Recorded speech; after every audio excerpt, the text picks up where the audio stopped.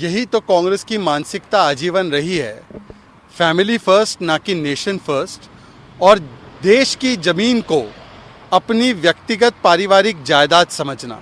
इसी मानसिकता से तो ग्रसित होकर नेहरू जी ने कहा था कि ये कच्चातीवू का जो द्वीप है इसकी कोई वैल्यू नहीं, ये इनकॉन्सिक्वेंशियल है।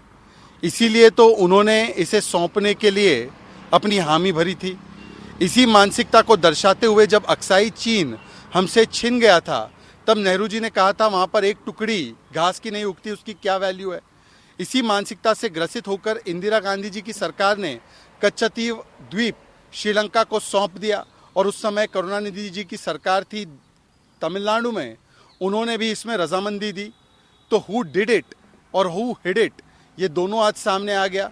और इसी प्रकार की मानसिकता के चलते भारत की हज़ारों स्क्वायर किलोमीटर की ज़मीन, चाहे अक्साई चीन हो, चाहे पीओके हो, चाहे कोको आइलैंड हो, ये सारी ज़मीनें भारत की सौंप दी गई।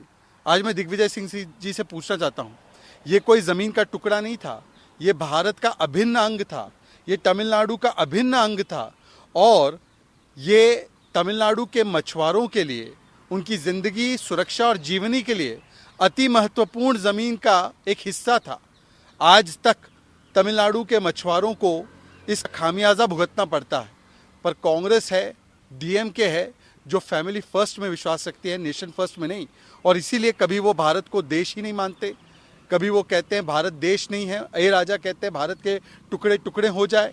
इसी प्रकार की मानसिकता से वो आज भी ग्रसित है। देखिए, नेहरू जी से लेकर राहुल गांधी जी तक भारत के विभाजन के लिए, भारत के टुकड़े टुकड़े करने के लिए कांग्रेस पार्टी ने हमेशा अपने असली चरित्र को दिखाया है।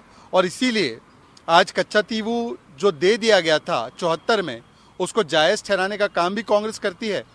और कांग्रेस पार्टी के ही नेता जब 370 की बात होती है, जब कश्मीर की बात होती है, तो वो कहते हैं 370 नहीं 371 है, और कश्मीर की बात राजस्थान में नहीं है।